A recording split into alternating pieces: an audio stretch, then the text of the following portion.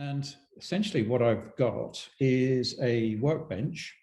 And I thought for the Missenden Abbey people, you can see here the workbench. And what you can see is that it's a Missenden Abbey tablecloth. Okay, so Mick, I don't know if you can see on the phone there, whether that's going through now on the phone, is it? Yep, that should be there, Tim. Jolly good. So we've got a vinyl Missenden Abbey tablecloth. So actually over the last 9 months, a lot of my work has been done downstairs here in the conservatory orangery we've got, which is in the background. And what I'm going to do is just put up some photo albums, and we can go through some of those, and you can decide what you want to cover in some of those albums. So I thought what I would start with was the model of Valor. And if I go to the end of it to start with, let me share screen now. Is that sharing or not? No, not probably. Let me.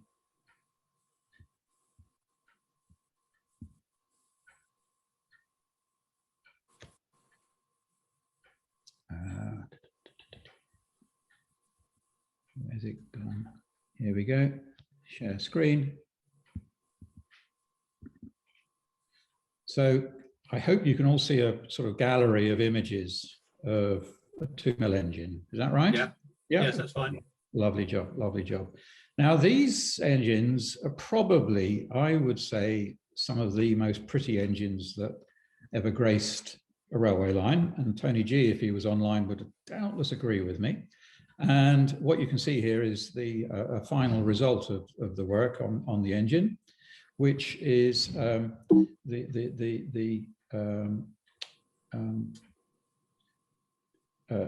Valor as in painted by, all right, that's not what I want to do. I need to minimize these images. I think that's better. So let me just.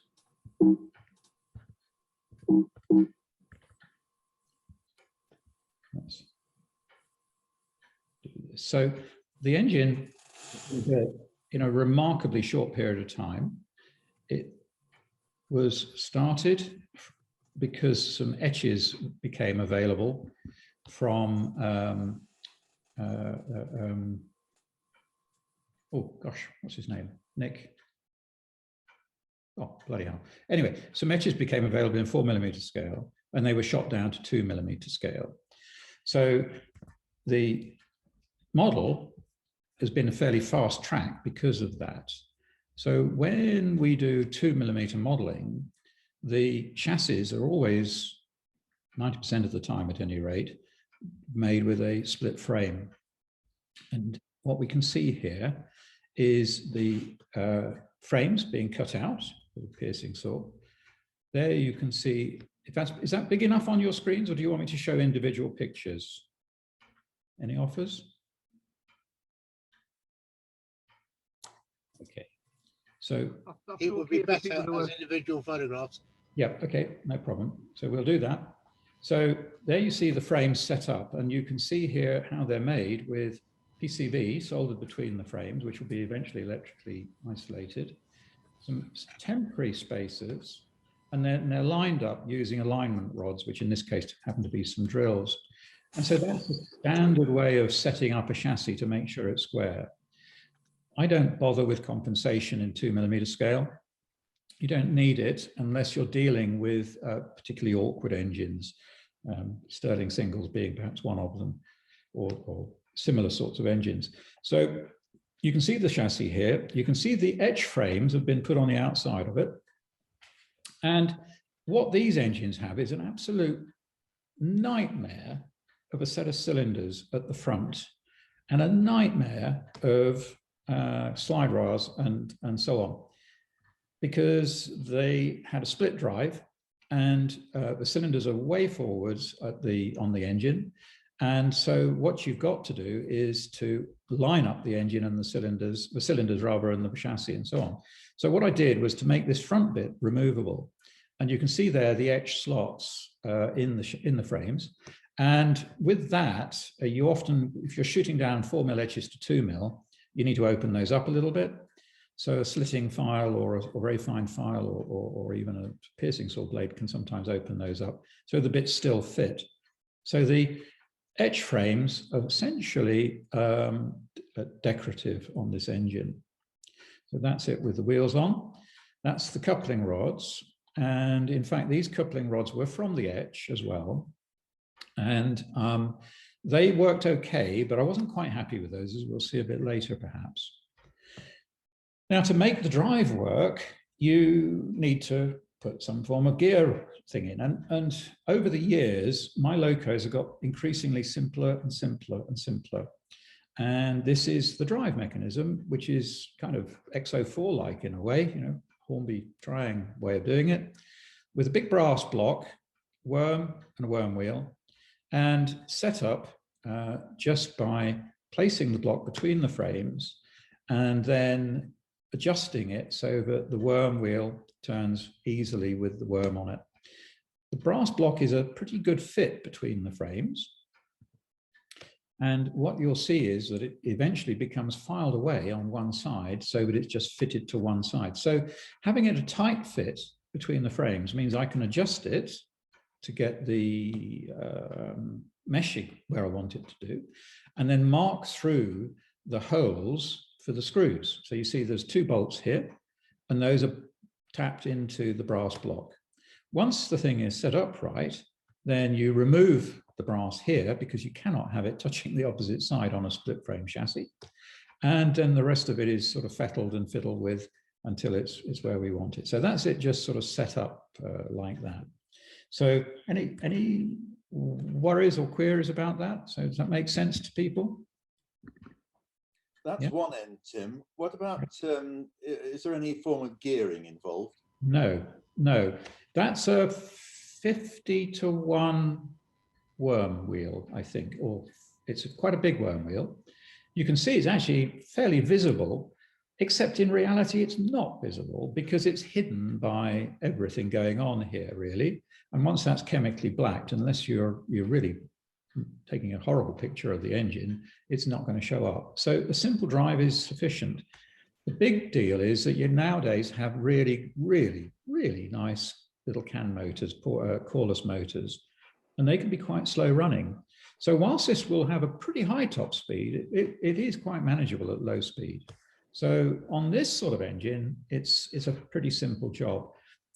On other engines, I do use a gearbox ahead of the motor, but that is going to be a what do you call it, a commercial motor head on a gearbox. And I'll show you one of those later on this afternoon, in fact.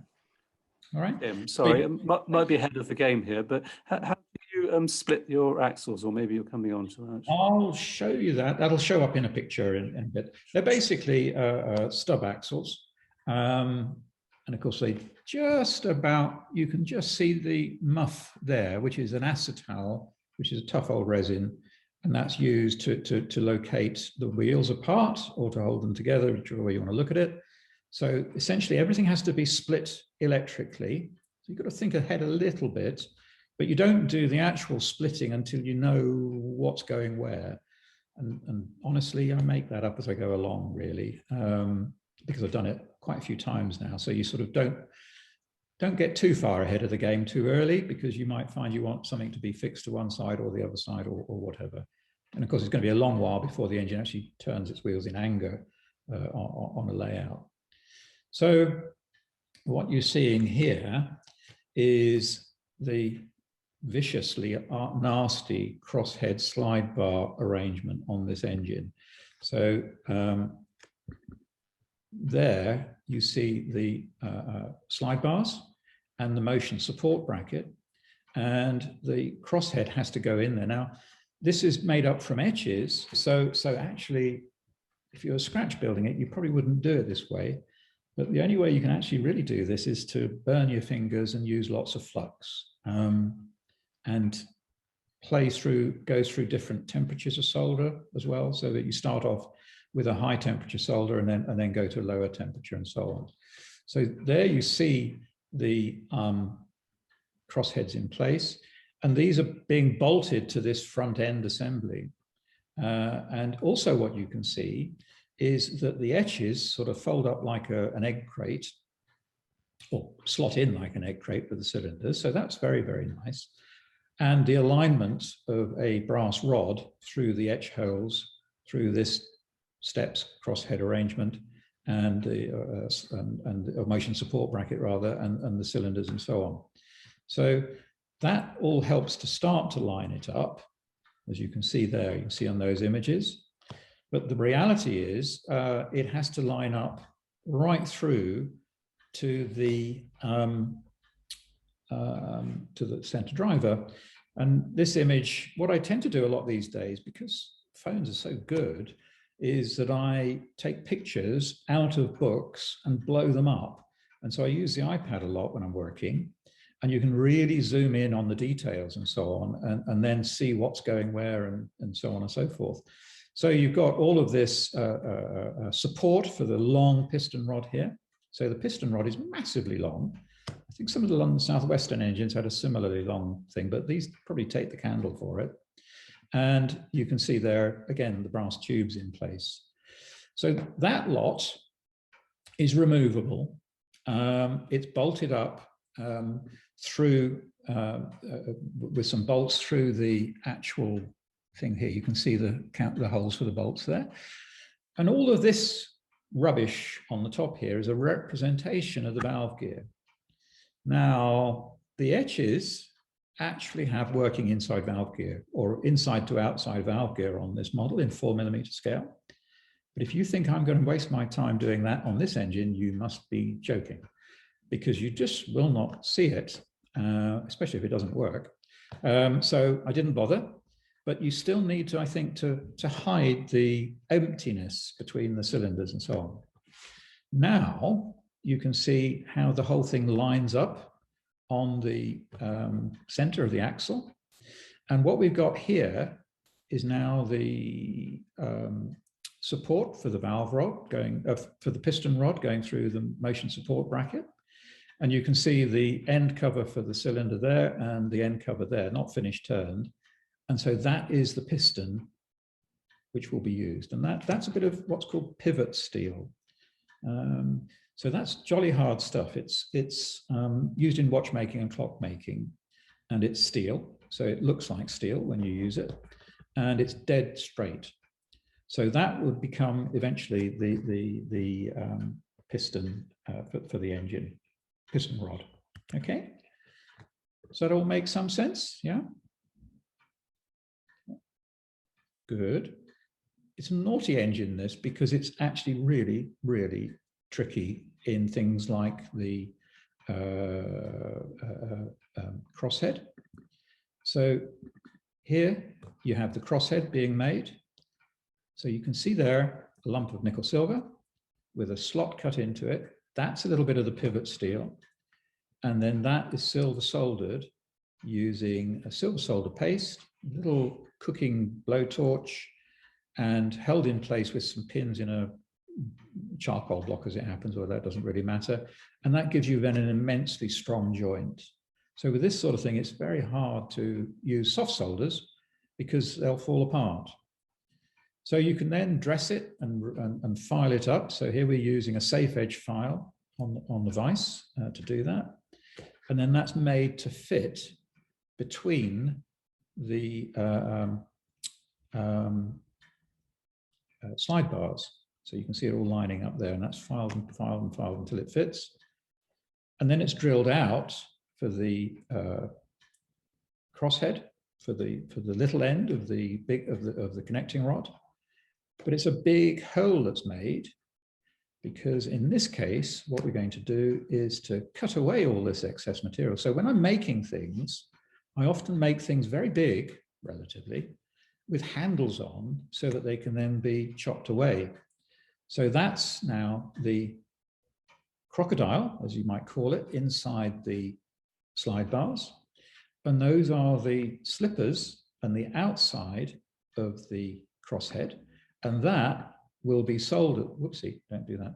That will be soldered over that with a soft solder and held in place while we're doing that. And there you see the inside of that. And that's been grooved a little bit so that the crosshead actually does hold on the slide bars a little bit. And we can slot it a bit more with a thing called a slotting file. And these are sold for cutting slots in screws. And the company I deal with an awful lot with nowadays is Cousins. They're a very good company. Chesterpal also very good, but Cousins is one I use a lot nowadays. And so you can see there the crosshead being filed up, and that's it fitting now in the slide bars and a bit of relief filed into there.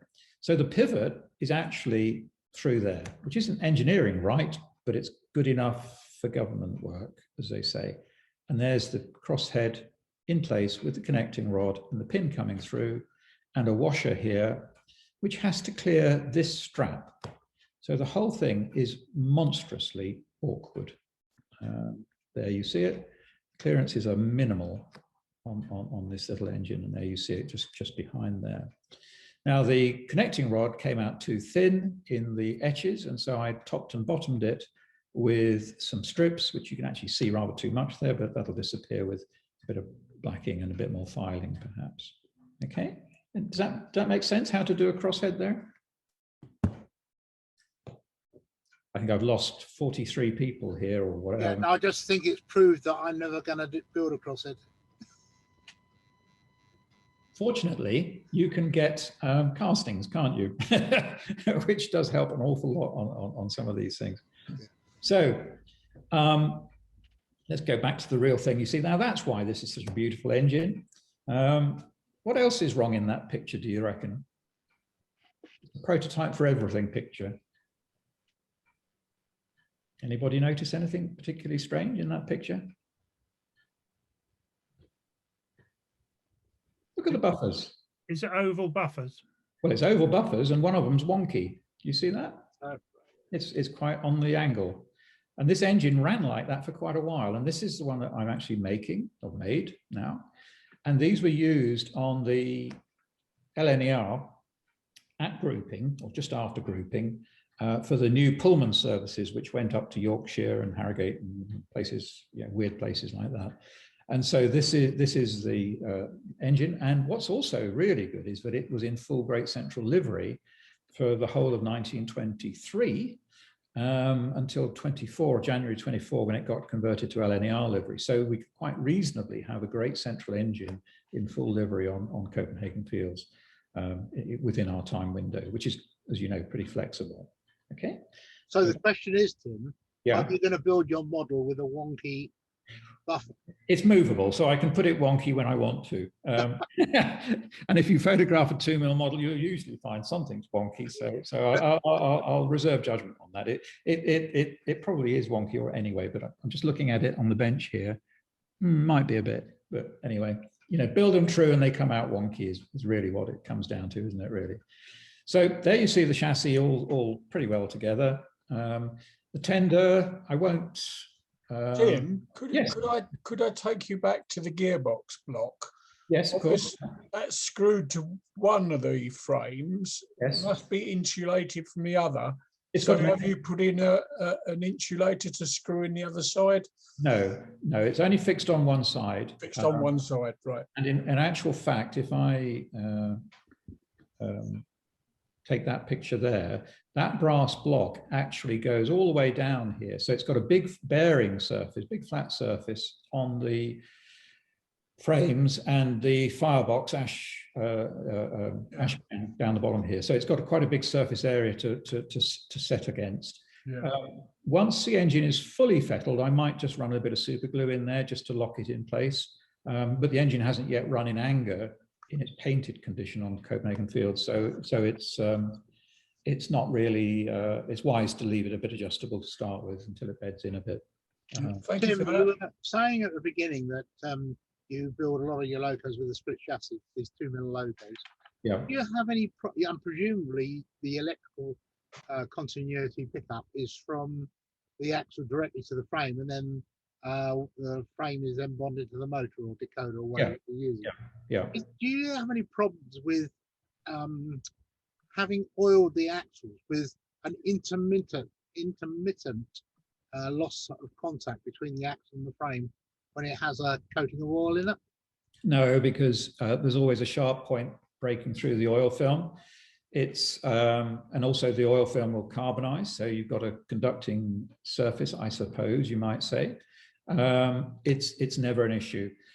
I think the thing is that nobody tells 2mm locos that split frame chassis don't work, so they don't know any different, so they just work. What it does do, I was being a little bit flippant, but what it does do is to make them simpler in terms of maintenance, because you haven't got pickups that go out of adjustment. And in 2mm, that's not trivial. Some people, let's go to this image here, will make the axle hole slightly large and put a light spring from a screw head down onto the top of the axle. So this is obviously the tender chassis here. And that springs the wheels down. Now I do that on a tender because you want to have a tender so it's capable of flexibility, especially on this engine. And that improves the pickup quite remarkably because it does make it, follow the track. It springs it slightly, and it gives better, I suppose, continuity up to a point anyway. The trouble is, on a loco running on Copenhagen fields, they will literally do hundreds of miles of running. So the first thing you do on your chassis is not make them loose, because they'll end up loose within a few shows anyway. So there is no point in making them sloppy. You might as well start with them reasonably tight, and they become loose pretty quickly. So we just let them run. So yeah, there's no problem with pickup in 2mm scale with this. So Tim, you can use conductive lubricant, can't you, as well? You could. Easy lube works quite well. Yeah, you could do. We used it on class 40 diesel. Right. There was a problem with there weren't any standard pickups on the back of the model. Right. What was that called again? Easy Lube? Easy Lube, yeah. EZY Lube. EZ Lube, I think it is. It's done by Bachmann. Yeah. Oh, right. And it worked incredibly well. Yeah. Yeah, I mean, they need lubrication. Our engines all get serviced and lubricated every time they go out to a show, because if they run dry, you can soon wear out the chassis. And they do wear out. They do need replacing quite frequently in real workhorses. Well, not frequently, but they do wear out. So here you see the little motor. That's a 1016 tram fabric motor. It comes from Holland with a blooming great flywheel on the end of it, because I like flywheels. And that will obviously drive through to the engine, and there you see it buried inside the tender body. Let's skip the body work because it's not particularly exciting. Tim, sorry, could I just ask how you machine the housing that the motor's sitting in there? Are you milling that, or that would have had the hole drilled first. right, yeah. Okay. Quite a big hole, so that would be done on a relatively large drill press. Yeah. And then I would mill it, but frankly, most of the stuff I do might have a bit of milling in it, because I've got some really pretty useful kit, as you can imagine, having done it for so long. But frankly, most of it is done by heavyweight filing. I just use very coarse, very sharp files and just crack on with a file and so on. Okay. So yeah, it is milled, but equally, oftentimes it's just getting on with a big file. What isn't obvious is that the whole of this tender chassis was designed so that the tender itself chassis would weight onto the back of the engine, which is, pretty well standard requirement on a 460. The difference with this one is that the chassis of the motor and the tender sits on the back of the engine. The bodywork floats separately. But I don't think I need to go into that in too much detail, because it's all a bit esoteric, shall we say. So here you see it under its first test with the motor going away. You can see how it works. The drive shaft is a bit of 10 cal spring steel wire, and it sounds like a Kenwood coffee maker.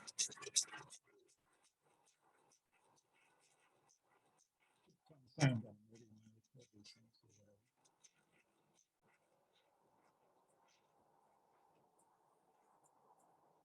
So that's tested. iPhones are superb at picking up noisy engines when you test them on a piece of track or whatever. The drive shaft, which is pretty standard in 2mm, is that.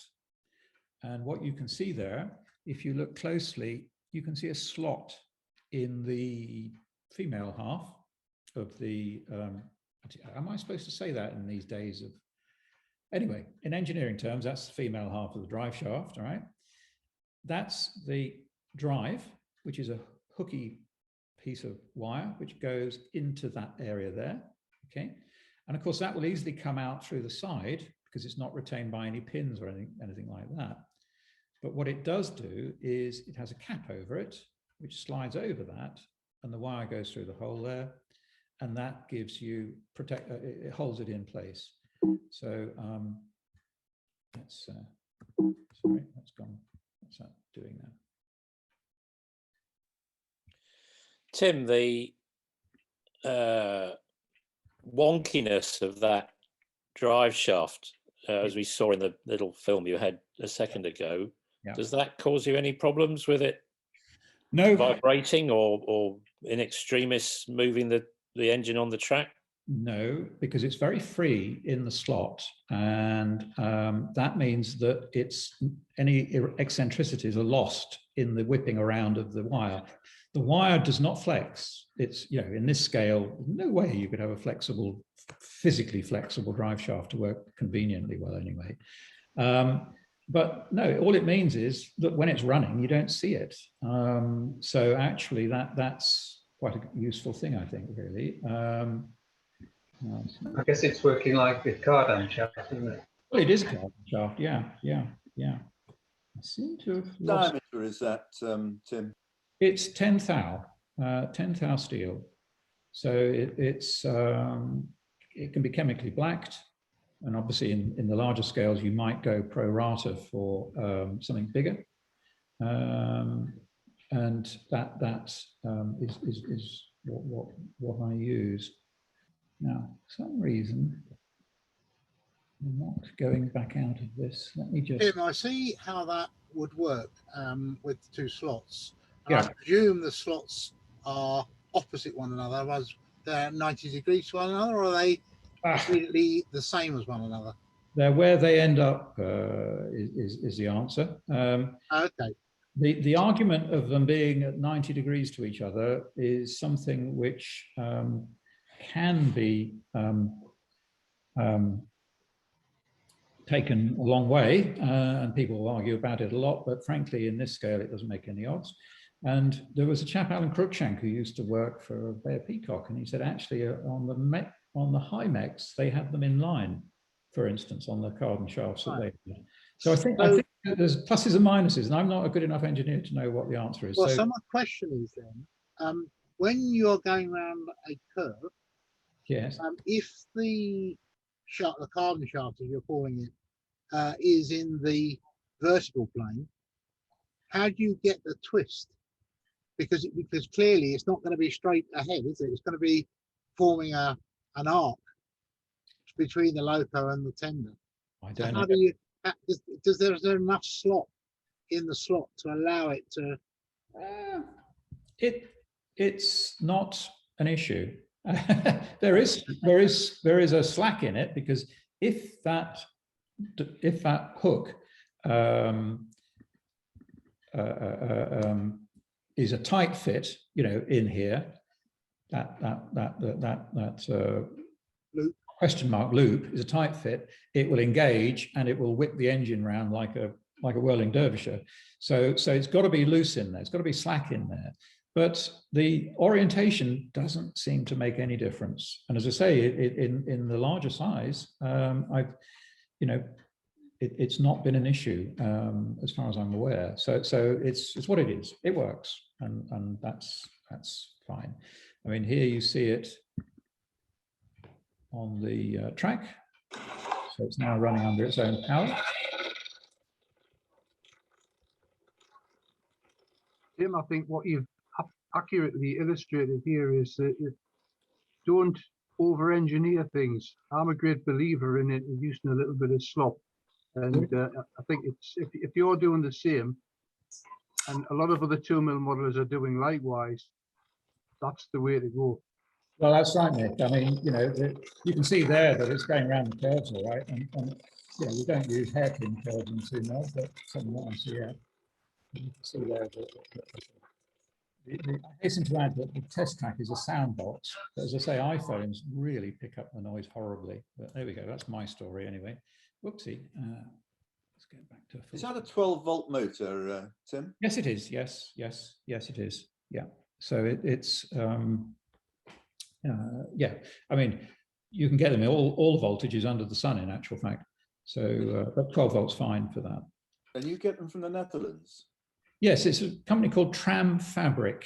If you Google it, Tram Fabric, they do a very nice range of motors and sleeves and flywheels too, for that matter, which gives you yeah, good range. Very small motors, various voltages, and yeah, no, they're a really good outfit and relatively cheap. They're not Maxon SCAP prices. You know, they're very good value, I would say. Very good value. Thank you. Very, very widely used in 009 as well. Oh, yes, of course. Yes. So moving on a little bit, gosh, time is actually going fast. Well, it is for me anyway. We're obviously making the boiler fittings here. And the thing with great central engines is the boiler fittings are so subtle. And having a drawing of the boiler fitting is only the part of it, because quite frankly, I think you've got to do it by eye and to make it look right. And sometimes that's not necessarily following the drawing slavishly, but you can see here that the way it's turned is by hand in the lathe using a graver. So that's standard watchmaking type of turning, in fact. Files to get in places as well. Whenever you hold an instrument in the lathe, if you don't have a handle on the instrument, you always hold it so that if it gets caught, it flies out of your hand, not into your hand. But that's something you know you have to obviously take care about. There you can see the thing roughed out to follow that. So really all I do is take overall dimensions and work from it. And that dimension is the dimension to the top of the, smoke box, okay? So then I grind that out using some stones or burrs or similar, and then use a rod, which is the same diameter or slightly under of the boiler, and push the chimney up and down it. I'm not a fan of the thin it down and belt it brigade. I tend to prefer to cut it out and grind it out and polish it out from the solid, but there are many different ways of doing these things. So there you see it on the actual smoke box, and you can see the horrible hip that's on the side of it, and that would then be ground down and polished until it's a good fit on the actual boiler itself. And to do that, I'll use a whole load of different abrasive wheels and so on. I think I've got a picture of what I use in another section of this afternoon's thing. So that's it with the boiler fittings beginning to go on it. The boiler is solid brass. So this engine is about 120 grams. It's pretty heavy all up. So it should be more than adequate for pulling half a dozen or so Pullman carriages. And there you see the smoke box, making steps and so on. So let's skip over those a little bit further. So, you know, things like this toolbox, which is a pretty horrible shaped thing on the real thing. It's complicated and there's a lot of argument about what shape it should be, but with Tony G on board, you don't have much choice of getting it wrong. So that was made and then out of a lump of brass and the lid put on it. So it's easier actually often to make these things out of the solid than to try and fabricate them. And I think that's where a lot of etch kits go wrong. They try and fabricate too much in actual fact. Okay, So the engine is beginning to look like an engine. Things like the buffers here, those were turned up. And the way I hold things often when I'm soldering in, say, a buffer, is to put a drill shank through the hole. And then obviously I will have tinned the area of the buffer beam. I will have tinned the buffer itself. And then a lot of flux around the area, bring the heat to it, and that you can get the angulation right, you can get it straight, you can get it true, and that way you end up with it looking right rather than being droopy or otherwise. And because this is a drill shank, it won't solder. It will act as an anti-flux in its own right. So that way you don't have any risk of the thing soldering up solid. So it's a useful way of avoiding that sort of problem. So what have we got here? That's the sort of thing I use a lot of, which is abrasive rubber points. They can be usefully used with a Dremel or similar to fettle up things. And that's holding, I don't know what, something in a chuck while we're doing that. There's the buffer. And you can see it's oval, that's been turned up and trimmed a little bit. There's a naughty little thing on the top there, which is, presume, a step for the driver. And the way that was held on was a pair of tweezers, and these are happen to be titanium tweezers, so they don't solder either. So you can hold them there, bring the iron in, and they get held in place. So it's a matter of using materials that don't like solder to hold things sometimes. It's quite useful. That's a bit of gold, I think, which is being used and hammered to make up the tool. No, it's not. That's ordinary brass, and that's the washout plugs in the boiler, push in hole, soft soldered with a lot of heat because it's a blooming great lump of brass, and that gives you the inspection covers and the washout plugs all soldered into place on the engine there. Okay. That all making sense to people? Any questions? I think this engine is nearing completion now, in this talk anyway. Yeah, I think, what do we got here? Well, just a quick question, Tim. How did you make the nameplate on the side of the logo, Valor? That was done for me by the etcher who drew it out and had it etched specially in brass, so that it's actually part of the splasher, because it's a very fluid design. You know, it's a beautiful. Here we go again. You can see it here. So it sort of flows in with the beading. So the whole thing was etched in brass rather than nickel silver. Nick Easton is the chap who did the artwork and so on, and he made this in 4mm. And Graham, the second name escapes me at the moment, produced a resin cast boiler as a kit for 4mm scale for this. The lettering under here didn't come out, but hey ho, a few scratches with a needle, and that will look okay. So that's the single piece etched splasher. Okay. So cheating really, but makes it easier for getting a smooth effect on the nameplate. Otherwise, there's a risk of it being a bit lumpy in that area. So what tools do you use to clean up the solder? I use 2mm. You've got fillet things. I use chisels, scalpel blades. I use bits of metal. If you use a hard metal, you can scratch the surface. And so I'm beginning to use slightly less tough things in some situations, certainly for the final finishing off. I'm pretty sparing in solder usually, because less you put on them, less you've got to take off. So it's really not, you know, don't put too much on in the first place. Always tin the item you're going to join the two surfaces, so that you're not bringing solder to the equation, only enough to wet the joint. And so your iron is wet, but with solder that is, but no more than that. And that way you don't end up with massive amounts. But I always tidy up after every maneuver every bit gets cleaned up again, you know, so it's not allowed to build up. One of the problems you have if you let solder build up is it acts as a jolly good heat sink, and you'll be soldering this step in place, and that step, because there's a mass of solder around, will start to fall off.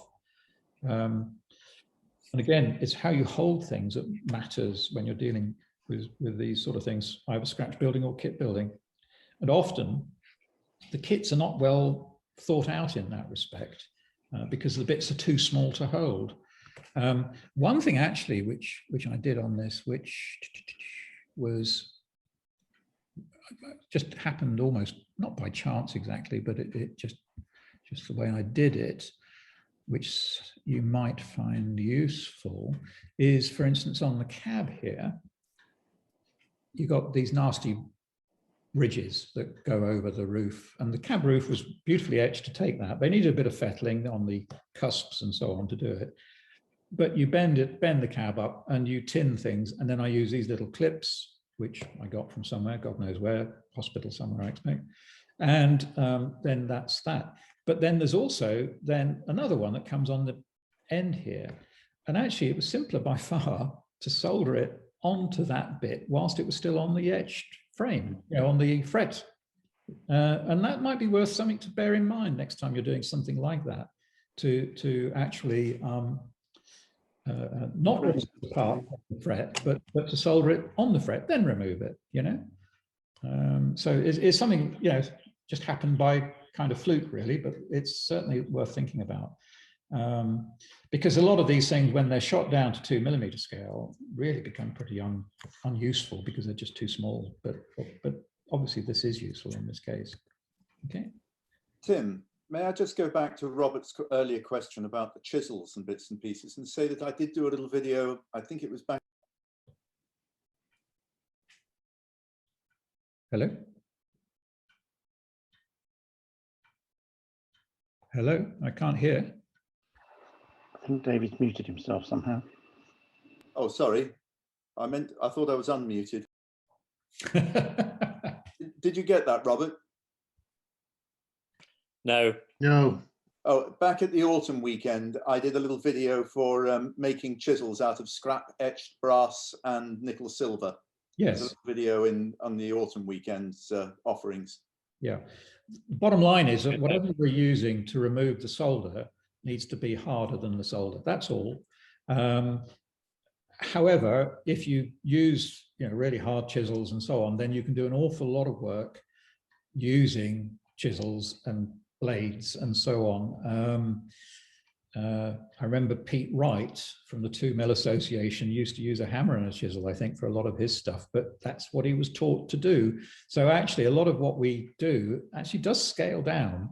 And then indeed, you know, using scraping and so on is a fair way of removing metal in actual fact. So there we go. That's the finished engine, and Ian Rathbone painted it. I weathered it because all the engines on CF at least have some weathering in it. And indeed, what this has done has been very much copied on the state of the engine when it was running at King's Cross. So it was very clean, but a working engine, not a, you know, not X-Works. So that's again back to the engine there, and the safety valves are gold, the oilers are gold. So you've got to keep the tradition going a little bit. And Ian has done a superb job of painting it. I mean, like really superb. Notice it has the standard 2mm crank pin washer here. Mick Simpson will know what that is. It's a bit of insulating wire on there, a cover on there. And because the engine isn't yet actually tested on the layout and fully fettled, that will be replaced by a soldered on washer when it's got its legs, so to speak. So you know it's a temporary thing, so you can take it apart easily enough to work on it. So the plates were done by Narrow Planet, so they're rather nice little plates there. There was a lot of discussion about what shape these fire iron thingy what's it should be, and they're monstrously delicate, but there we go. The drive shaft is there going through. The actual cab, the back head was done by a lost plastic casting. Actually, I don't think I've got the pictures on here. Probably missed it out. Never mind. Anyway, no matter. But yeah, everybody happy with that? Any questions? Tim, can I just ask you about coreless motors? There seems to be quite a lot of folklore about you've got to use a very specific controller. I mean, what's your experience in them? Are they as fragile as folklore would suggest? No, I don't think they are. Let's go off, see me for real now. Here we go. I tend to, we use, originally on Copenhagen fields, we used pentrollers, which Stuart Hine made, and they were designed for the coreless motors that were being used at Pendant. Those began to fail, and so we've actually gone over to the Pictroller, which is a similar type of design, except it's automatic for testing or for selecting what the engine is or the motor is that's running. They're not perhaps quite as good as the pentroller, but they certainly work well enough on Copenhagen fields. The handheld version of them is not very good compared to the original pentroller. So that's what we use, but you can use an ordinary DC follower, transistor controller, and they'll work well enough if they're engineered well enough. Originally, we had ECM controllers, which were crude, and you don't want to use those on a coreless motor because basically they're turning on and off very crudely in actual fact. So no, I don't think it's a big deal. And if it were a big deal, our layout would show it up massively quickly on it because the engines are running continuously. They don't overheat. They don't, there's no problem with that. Okay. All right. Any other queries? Yes. Yes, James. Through the demonstration of the assembling of this locomotive, and then you saw the result fully painted, fully lined.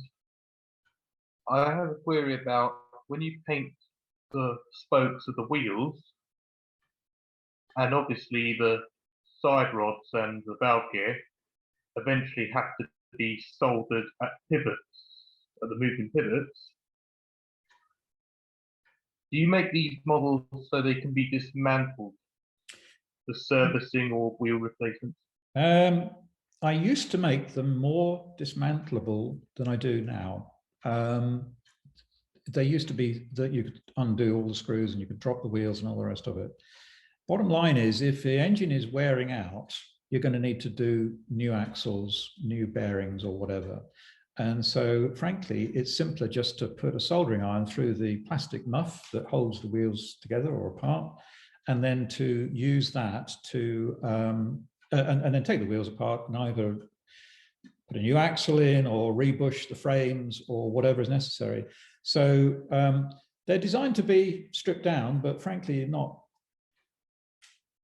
as much as they used to be, because it makes things simpler, quite frankly. Because most modelers would assemble the model kit unpainted and run it on the test track to see that the mechanics are working smoothly, eventually dismantle to do the paint job. And the other thing you have to consider is when you have a motor picking up the current, you want to use it on bare metal surfaces, not on painted surfaces. Yeah, I mean, on the chassis, I tend to use chemical blacking a lot for the chassis, and then touch in with paint where necessary. The valve gear and coupling rods, connecting rods, all the valve gear is chemically black, not painted. So again, it's easier to reassemble, so you haven't got clunky paint everywhere.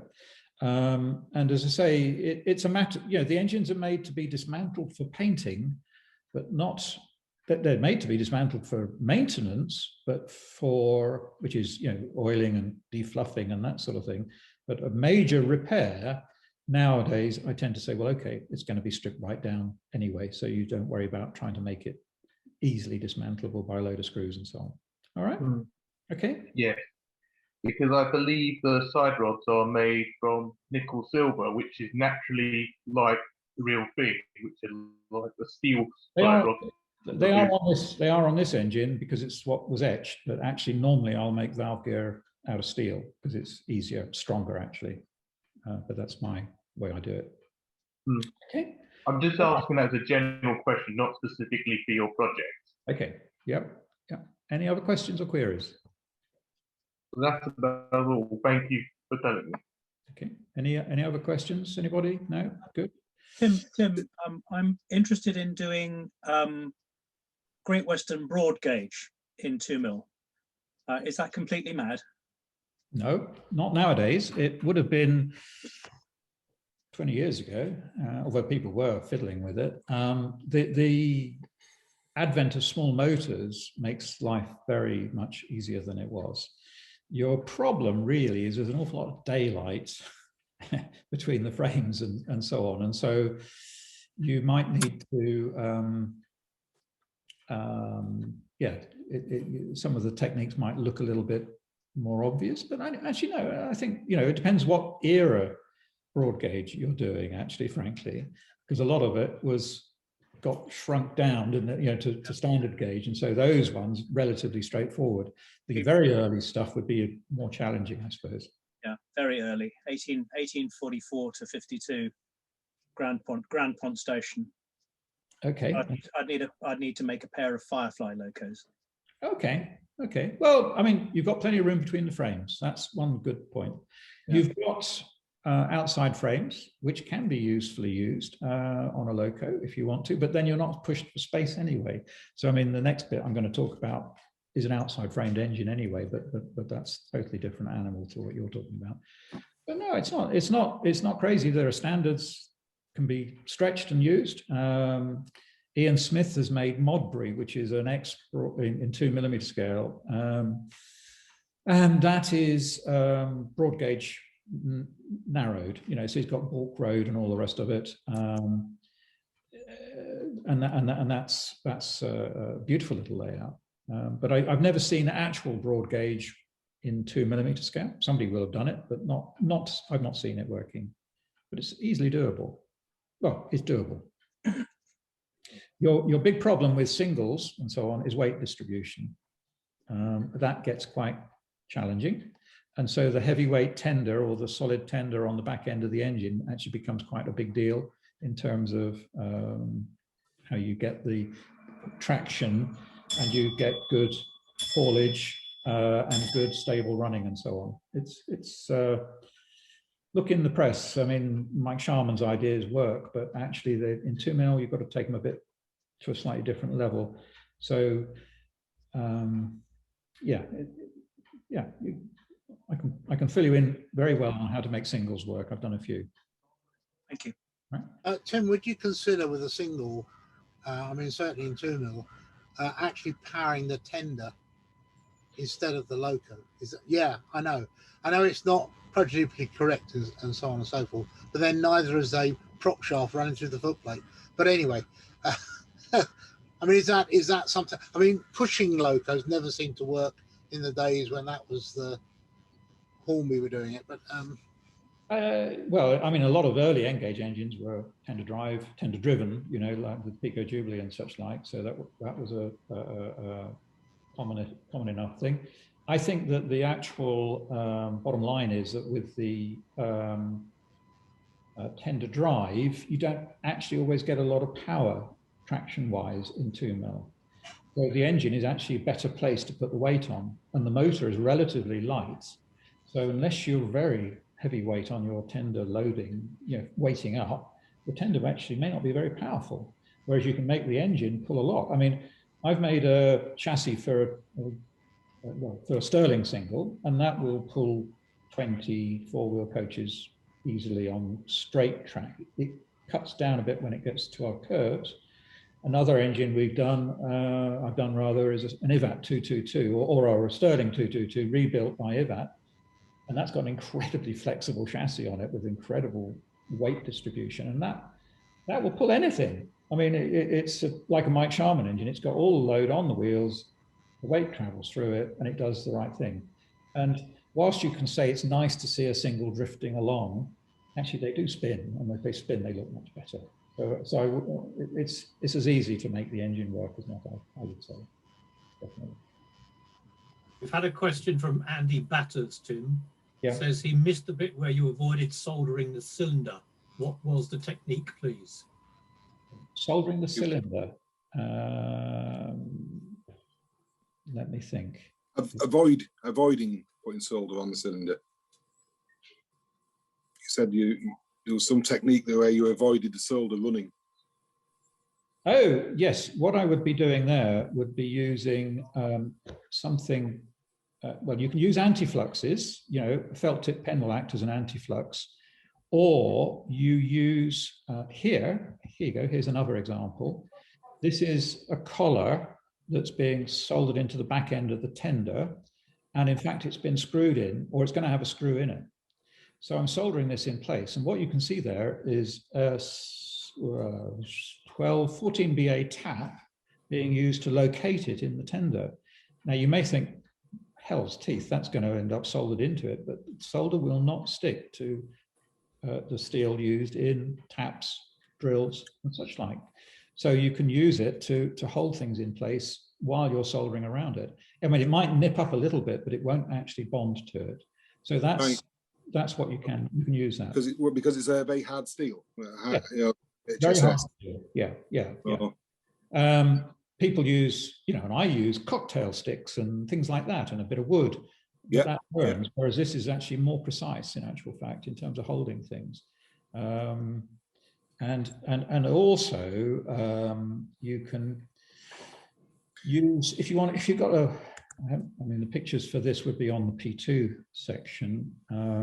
Does the chemically blackened material also resist solder? It does, but the a good, phosphoric acid flux will burn its way through that. Right. But it's a pretty good starting point for avoiding things getting soldered together. I'm just looking here. This is obviously the P2 here, which I wasn't going to talk about, but somewhere the buffers were in the wrong place. There you go. That's making a suitable engine out of it. Anyway, enough of that. The buffers were wrongly placed, and so what I did was to use a drill to act as an anti-flux to allow the solder to be, or the white metal to be filled in to get the thing in the right place. So using things that don't solder is useful. A pair of tweezers I've got are titanium, and they're not very strong tweezers, but they won't solder. So they're very fine and very useful. And you look them up on the web, they're not expensive. Well, they're not that expensive, shall we say. But as I say, the use of something that doesn't solder is a very useful way of controlling what you're trying to make and how you're making it. Sorry, I can't see the picture of the front end of the engine. Maybe it's at the top end. Oh, this is the valve gear thing. It's not. Yeah, never mind. Anyway, no matter. Let's go back to that. Tim, another useful, well, not wood, but another item that's like a cocktail stick are the bamboo skewers that you get on some skewered meat. Because the bamboo grain is vertical, you can actually make a really nice, cut it down to a really nice, I think, position thing. Yeah, that would work. That would work good, work well. Dave Wager, you look as if you want to ask something. I was just going to comment that ceramic tip tweezers as well are very useful for holding solder in a solder. Yeah. Which I know Dave has talked about. Dave Van I think with the microelectronics market out there, so many things have come our way that never used to be or would be so exotic as to be crazy. Whereas nowadays it's really not that exotic, quite frankly. So yeah, good. Okay.